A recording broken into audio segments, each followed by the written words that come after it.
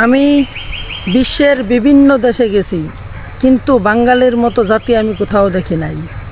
তাদেরকে corona virus কিছু করতে পারে নাই, আর আমি রাসেল ভাইপার কি ছিঁড়া ফেলামু। তাই আমার থেকে সতর্ক হওয়ার কোনো প্রয়োজন নাই।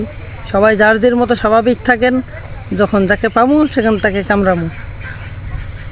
সতর্ক থাকেন, সতর্ক থাকে আপনার কাজ, বাঁচানোর মালিক তো আল্লাহ।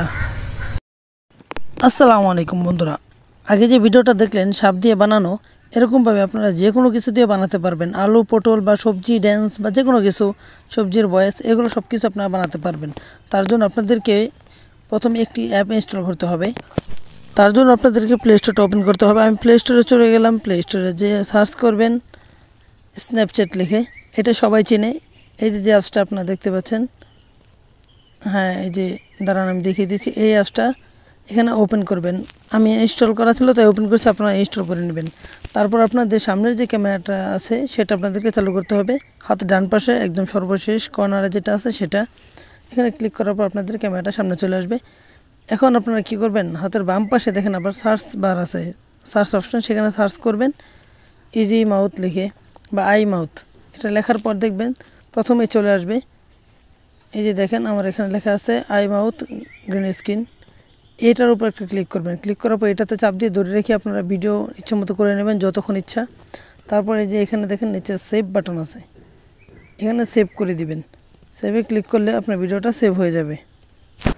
তারপর চলে আসবেন ক্যাপকাটে। ক্যাপকাটে আসার পর নিউ প্রজেক্টে ক্লিক করবেন। তারপর এখান থেকে যে ফটোসটা আপনি এডিট করতে চাচ্ছেন, যে ফটোতে মুখটা লাগাতে চাচ্ছেন, সেই ফটোটা নেবেন। আমি এখান থেকে আলু ছবিটা নিচ্ছি, আপনার সব শসা যেটা ইচ্ছে নিতে পারেন। তো নেওয়ার পর দেখেন এরকম অবস্থা হবে। আপনি চাইলে এটাকে মানে লং ভিডিওর জন্য করতে পারেন, বড় ভিডিওর জন্য। আমি এটা শর্টস ভিডিওর জন্য করছি, তাই এরকম, তাই আমি এই শর্টসের যে থাম্বনেলটা সেটা দিয়েছি। তো দেখেন এখানে অ্যাড ওভারলি নামে একটা লেখা আছে, অ্যাড ওভারলিতে ক্লিক করবেন। তারপর ভিডিওতে যান, যে ভিডিওটা আপনি রেকর্ড করছেন সেই ভিডিওটা নিয়ে আসুন। সেই ভিডিওতে ক্লিক করলে ভিডিওটা চলে আসবে। তারপর এই যে দেখুন এই ভিডিওটা আমি রেকর্ড করেছিলাম। এখন আমি কি করব, এখন আমি সেই ভিডিওটার উপর একটা ক্লিক করব। ক্লিক করার পর নিচে দেখবেন যে রিমুভ বিজি লেখা আছে, এই যে দেখেন মেন আইকনটা, আমি আপনাদেরকে ভালো করে দেখিয়ে দিচ্ছি। তো এই যে দেখেন এখানে রিমুভ বিজি লেখা আছে, এটার উপর একটা ক্লিক করবেন।